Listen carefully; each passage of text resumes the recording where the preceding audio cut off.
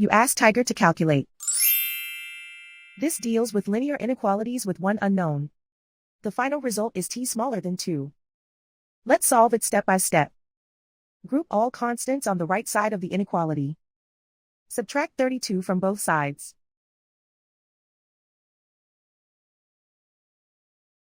Simplify the arithmetic.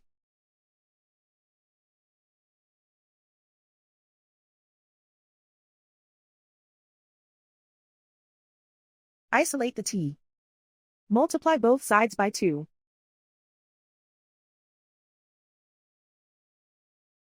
Group like terms.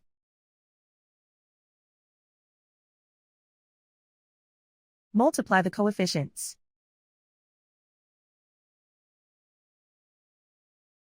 Simplify the fraction.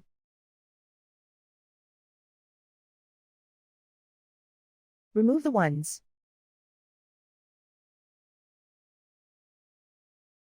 Plot the solution on a coordinate grid. And so the final result is t smaller than 2.